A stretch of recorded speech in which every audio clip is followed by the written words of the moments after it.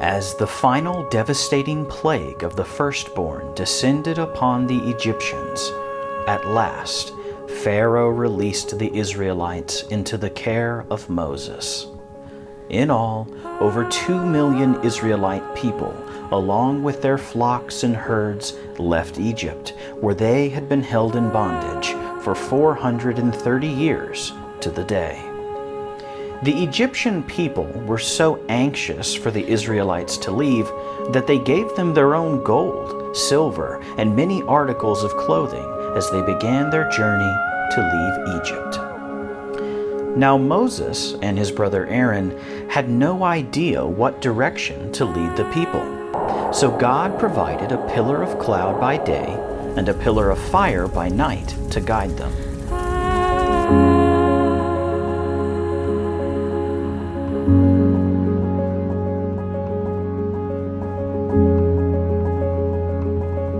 Neither the pillar of cloud nor the pillar of fire ever left their sight.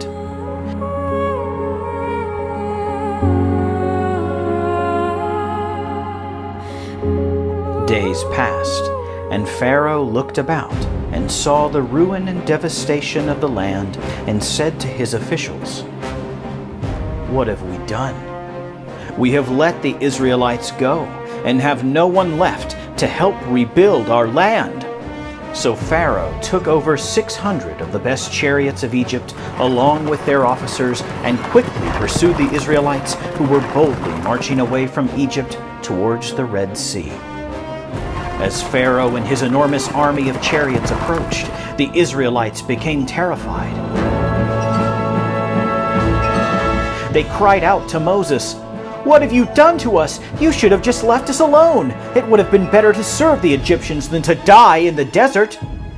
Moses rebuked the people and said, "Do not be afraid. Stand still, and the Lord will fight for you. You will never see these Egyptians again." Then the angel of God, who was going before Israel, moved and went behind them. The pillar of cloud also moved from in front of the Israelites and stood behind them, so that it was between the army of Egypt and Israel. Moses stretched out his hand over the Red Sea, and suddenly a strong and mighty wind from the east blew in and parted the waters of the Red Sea. The Israelites began to travel through the sea on dry ground, with a wall of water on their right and on their left. All the Egyptians, with their chariots and horsemen, quickly followed them into the water that the Lord had parted for the Israelites. The Lord looked down from the pillar of fire and cloud and began to cause great chaos and confusion to the Egyptian army. He made the wheels of their chariots come off so that they had difficulty driving. Then the Egyptians cried, "Let's get away from the Israelites. The Lord is fighting for them against Egypt."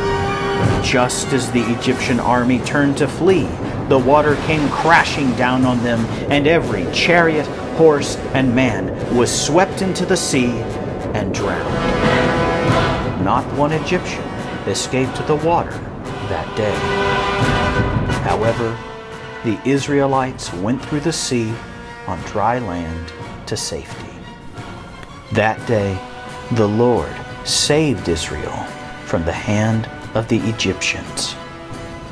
When the Israelites saw the great power that God had displayed against their enemy, the people feared the Lord and put their trust in Him.